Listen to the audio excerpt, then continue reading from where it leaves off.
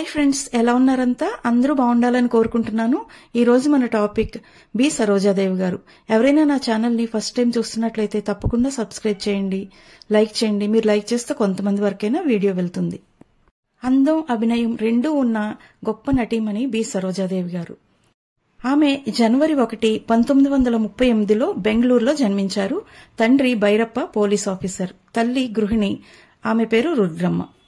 ఆమె తండ్రికి లలిత కళలపై ఎక్కువ మక్కువ అన్నమాట. అందువలన ఆమెకి డాన్స్ అంటే నృత్యం, సంగీతం అన్ని నేర్పించారు.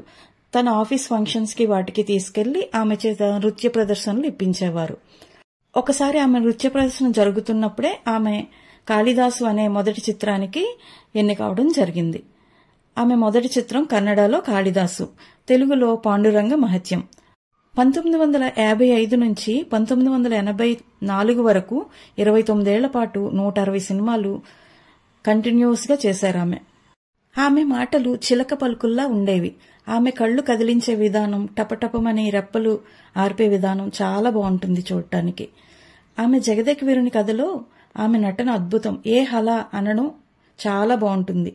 శ్రీకృష్ణార్జున యుద్ధంలో చిన్నన్నయ్య అంటూ ముద్దు ముద్దుగా మాట్లాడడం ఎంతో మందికి నచ్చిందనమాట.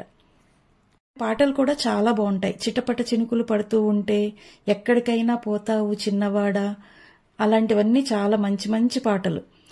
పెళ్లి కానుక సినిమాలో ప్రేమించిన మనిషిని అక్కకు ఇచ్చి పెళ్లి చేసి అక్కను బావును ఊరికి సాగనంపేటప్పుడు ఆమె నటన అద్భుతం.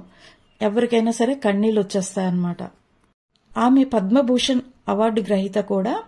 ఇంకా కన్నడ చిత్రరంగంలో అయితే ఆమెను అభినవ సరస్వతి అనే బిరుదుతో సత్కరించారు.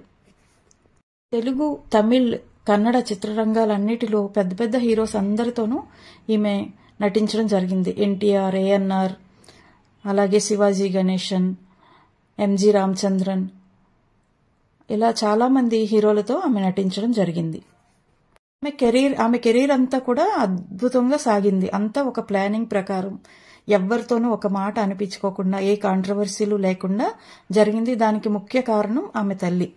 ఆమె తల్లి చాలా స్ట్రిక్ట్ గా ఉండేవారంట. ఆమెకి కొన్ని కండిషన్స్ కూడా పెట్టారు. అంటే డ్రెస్సింగ్ విషయంలో స్లీవ్లెస్ బ్లౌజెస్ వేసుకోకూడదు, స్విమ్మింగ్ సూట్ అనేది అసలు ఎప్పుడు కూడా అలౌ చేయలేదంట ఆమె. ఇలా ఆమె తల్లి మాటలను ఈమె చక్కగా ఫాలో అయ్యి తన కెరీర్ ని డిజైన్ చేసుకున్నారు. ఆమె తల్లి మాట ప్రకారమే ఒక ఇంజనీర్ ని, అంటే శ్రీహర్ష అనే అతన్ని పెళ్లి చేసుకుని హాయిగా ఉన్నారు. పెళ్లైన తర్వాత కూడా ఆమె కెరీర్ ని కొనసాగించారు ఆమె భర్త సహకారంతో. వీడియో నచ్చితే లైక్ చేయండి ఫ్రెండ్స్. Thank you.